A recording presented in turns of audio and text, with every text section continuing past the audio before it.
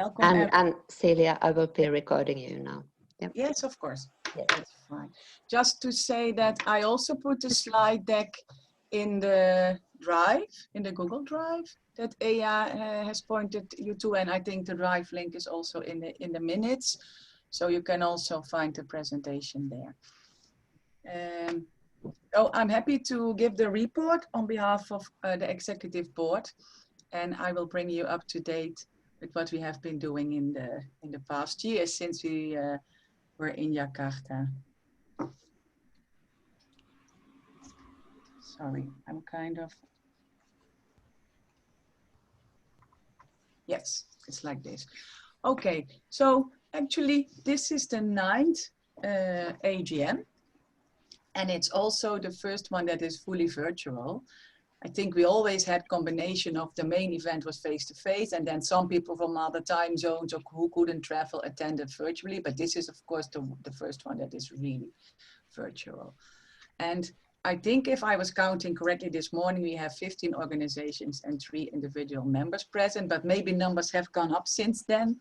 And of course, we also have several observers partially attending. So many of them will attend, some of them only 1 day or 2 days, because of course the 3rd day we are intending to do with members only.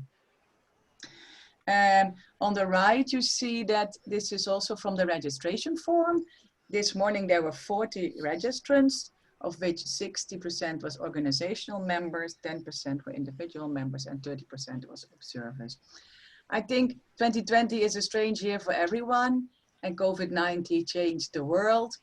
And going virtual also creates an opportunity for GOBLET, and as a global organization, it is also always very difficult to do things and to choose one place on the globe where people will come together once a year. Immediately by picking a place, you already know that for some people from far, far away, it will be very difficult to join in person. So now this year, we had the opportunity to open it up, and it was twofold. So also for the organizational members, it is now possible that more people of their organization would join, because otherwise it would not be possible most of the time to have 2 or 3 people from one member actually traveling to an AGM. And of course, we have now also opened up for observers. We have many GOBLET friends around the globe, and we thought it was also good to give them the opportunity to participate in the first 2 days to see what we're up to, and hopefully become even more involved in our activities. So here, and this slide, I think, is the current organizational member, the logos of the organizational members. This is also the picture that we used, for instance, in the ISMB booth and the ECCB booth. We started a year ago as new executive board. We had, so September, I think there was even approximately exactly the same dates as now, but we were in Jakarta.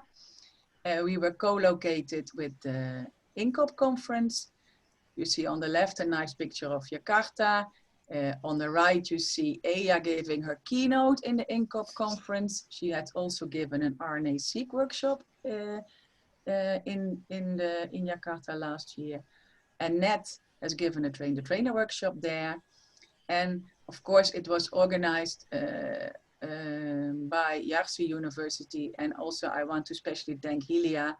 She was unbelievable in supporting us, both for organizing the AGM, but also, as you see on the nice picture below, that some of us took a little boat ride after the AGM to a very nice island where we swam and snorkeled. So Hilia was also tremendously helpful with that. And we had a nice dinner, of course. You see the picture there too. There are also videos around of Pablo and myself dancing on Indonesian music, but I left them out of the presentation. So if you're interested, we can share it with you. So what we did actually was before the old, I can call it now, the old governance structure of GOBLET is shown here. So it was a 2-tiered governance. We had an executive board and 5 committees. and already the standards committee was already resolved, but at least we had 4 committees, and it was really a heavy, too-tired system. And we decided last year, and the ones of you who were there know, because we voted for it, to change this to a one-tiered governance model. And that meant that the acting committees are dismantled. Of course, the people that were in the committees and wanted to be involved in the activities are still already involved the past year, or will be further involved in the future.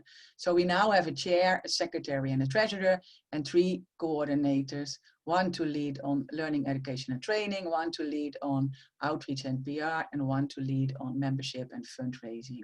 This also means that we have to adapt the statutes and the bylaws, and we will do that in the coming period, because we didn't give priority to that in the past year. So the current board is here. I am the chair, Dominica is the secretary, Eya is the treasurer, she said that already. Javier is coordinator for LED, Annette for the membership and funding, and Asif for the PR and outreach. And all these topics, LED and membership and outreach, we will discuss about this in the coming days. We had monthly meetings since September last year. We had help from Terry and Michelle, who were former executives, and this was really helpful because it was quite something to transfer from. Although we have 6 people, only 2 people from the previous exec remained, and there was a lot of knowledge, especially also with Michelle related to the web, the portal, but also because she was the secretary, lots of documents, lots of things that need to be transferred. And Terry's help was also very much appreciated in contacts with organizations that were already going on. And as Eya said, we named Terry a special role, and the role that we have called her now is past president role, and an honorary member, of course. So I will give you a few highlights about the last year, and of course we will go into more detail later today or tomorrow. What I've done for the slides, and we will also touch on the AGM 2019 minutes after my talk, but there was a lot of action from the 2019 minutes, and I've put them all in the table on the following slide, in the table on the bottom of the slide. But on the top of the slide, I have put where we are now. So Javier is the coordinator. We have had already 2 LED meetings, and the action lines that are present in LED are working on strategic collaborations with other organizations like ISCB, AP Bionet, etc. Being present on relevant conferences, ISMB, ECCB, INCOP, etc. And being present, not, of course, it's evident that I mean like being present with a GOBLET presence, not as a participant, but really also as a speaker or with a booth and or poster, and really actively participating GOBLET as an entity on scientific conferences in our field. People from GOBLET have been participating in the Education Summit.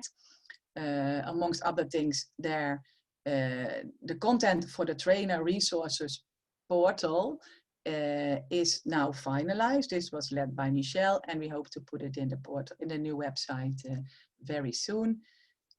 Practical guides work that is led by Terry. And of course, there are workshops being organized by Eya in this case, and that will also become later. So if I look back quickly on the table, then there were the things that we said that we were going to do was contact ICB for further exploring further collaborations. And we indeed had a strategic meeting in March 2020 with representatives of the ICB board. And this was really useful. And we have set out actions, and Javier will also come back on that in his talk later. We were planning to work on the guides. Terry has taken that on together with Stevie and Daniel, so they will present about that today. We were planning to contact the INCOP 2020 and find a good role for GOBLET there.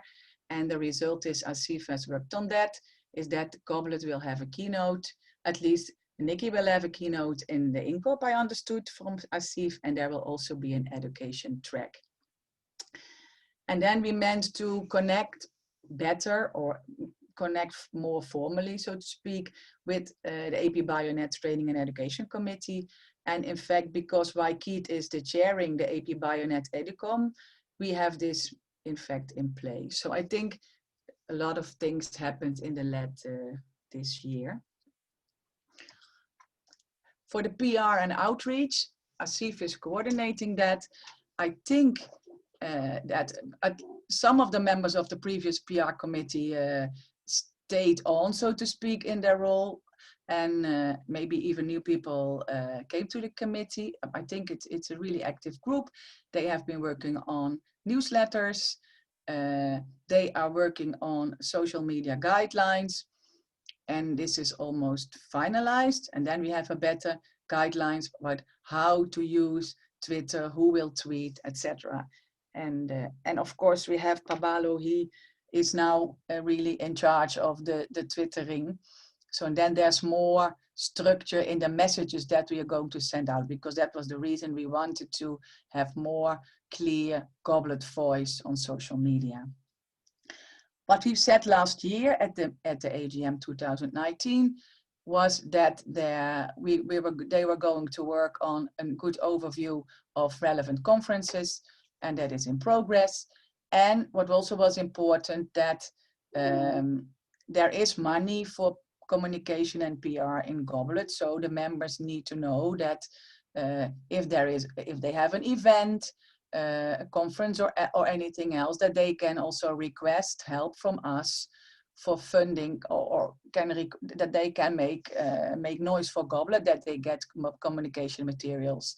And that has happened, and at least the most prominent example is that we now have 4 sets of banners in 4 continents.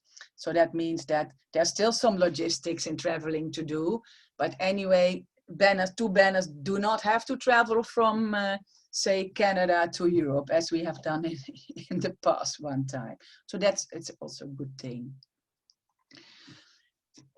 Here's a summary of our presence at the conferences in 2020.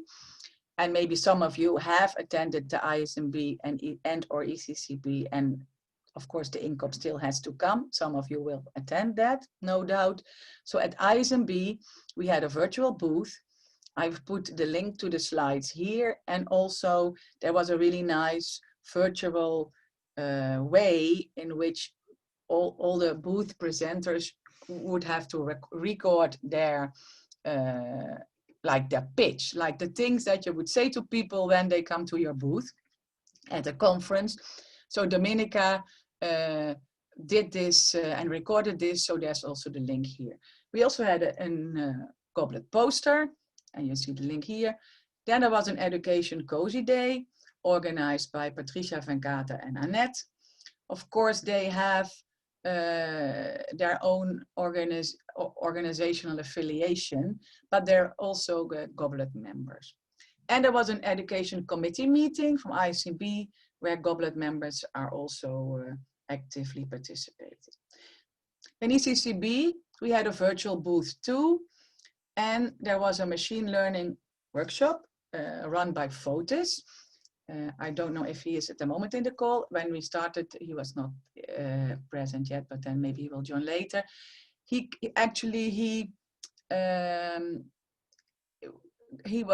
got sponsoring from Goblet to travel to the ECCB if the machine learning workshop proposal would be granted. And it was granted, but of course he didn't have to travel anywhere because the ECCB was going virtual too. But therefore then also his workshop, and you see the link here, is also co-branded with Goblet. And it is so partially a follow-up, or some of the work has also been used that Fotis has already developed in the past for the RDA Codata /Goblet /H3 Bionet machine learning course materials. So we have been working together already a few years.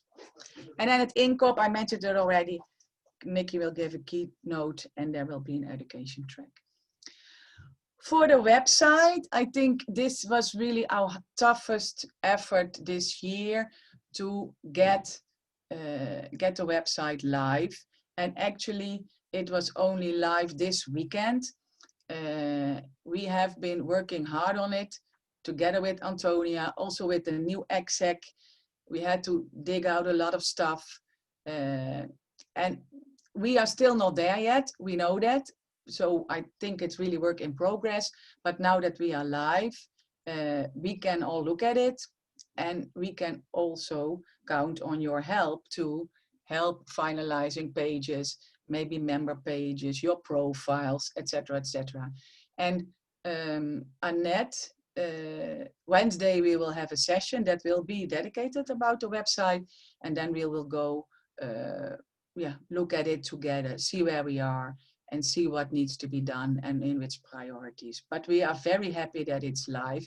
We still have the old website as a backup, so I can also give the URL later, but we have that too. So many thanks to Michelle also for the transfer of the former work to our executive board, to Annette and Dominica, who were on behalf of the executive board, the connection to Andrew and Antonio, the technical people. So many thanks to Andrew, who is helping out really very much. And of course, the website is built by Antonio Santovito. And we also want to thank him for that. So what we did in the last AGM, then we already had a temporary website online with the major features as we have them now in the current website. So at that time, the members that were there in Jakarta a year ago, they already looked at it, and we have a document with a lot of questions, comments, and so on. And we will take this further after the AGM, and now the website is live.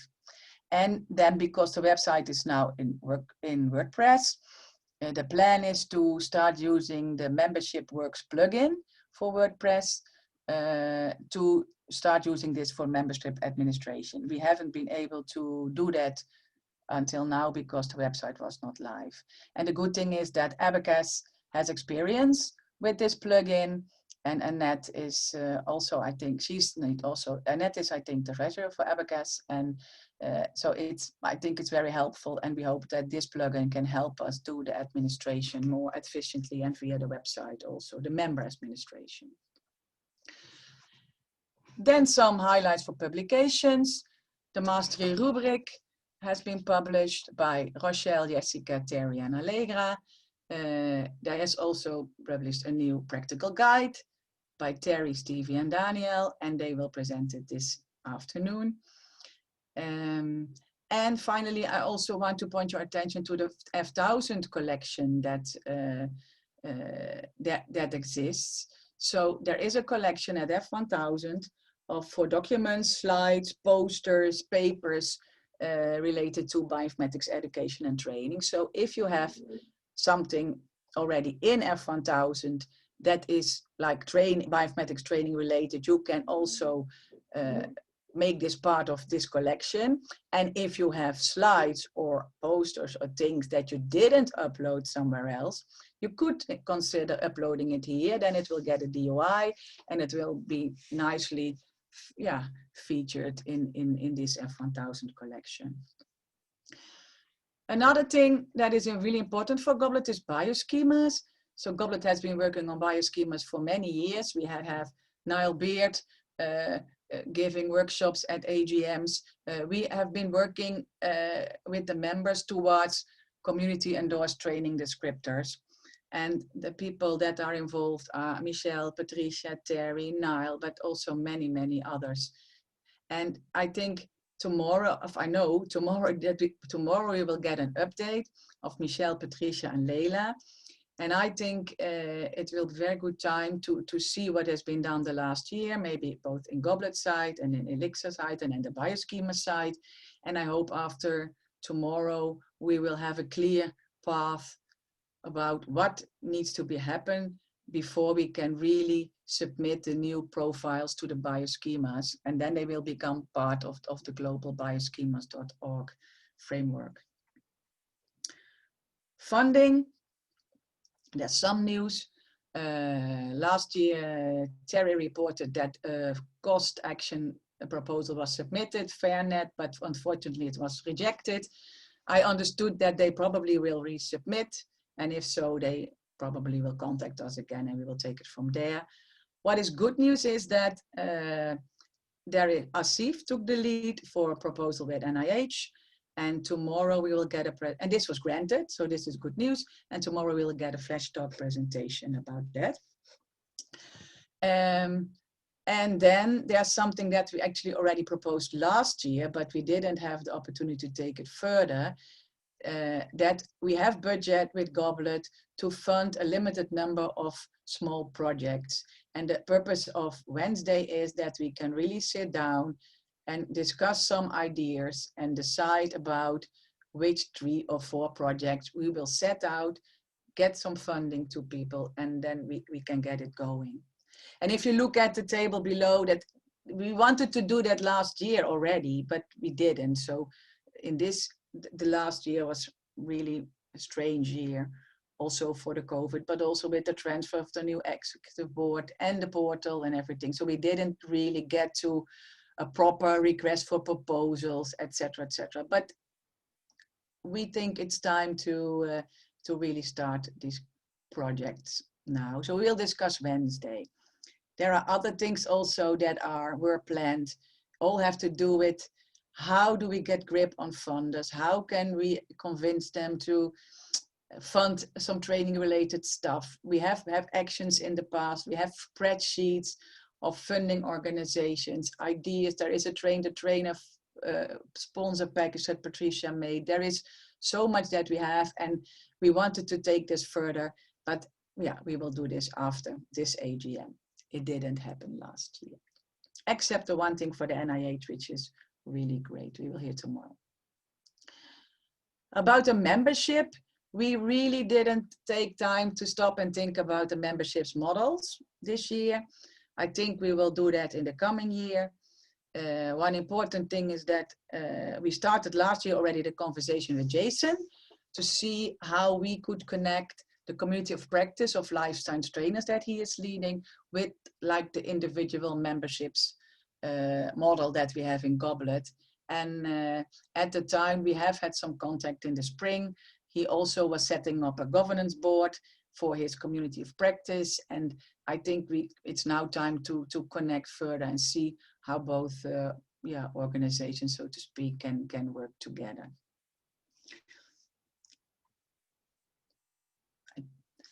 Then it's really important that for next year, we will have another annual general meeting, and it will be actually the 10th. So we have also said it in the email when we invited you to this AGM, that if somebody wanted to pitch to co-organize this, then we would be very that would be very welcome. We received one organization indicated that they would be interested in doing so, but it's also very understandable that at this moment, thinking about an AGM in 2021, it is totally unclear if this can be face-to-face or hybrid, or maybe we should go for virtual all along. So we also understand that it's quite difficult to promise something related to, oh, I will organize the 10th AGM next year.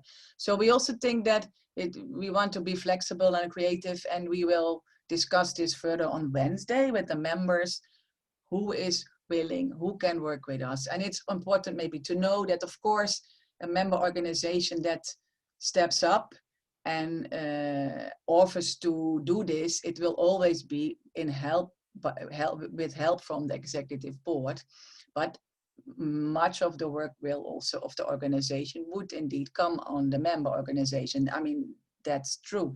And even when you are not going face-to-face, like EA, of course, pitch for face-to-face in Helsinki. Now we have a virtual in Helsinki, but it doesn't mean that the work is dramatically lower. I mean, it's still, we all know it's still a lot of work to organize things. But so know that somebody who steps up, it will always be a collaboration with the executive board to make it happen. And also maybe interesting, if you don't know it, the organization that does it next year will get their membership fee waived, because we always did this already for 10 years. So this is the model. This is my last slide. So I think Goblet could not exist without its members.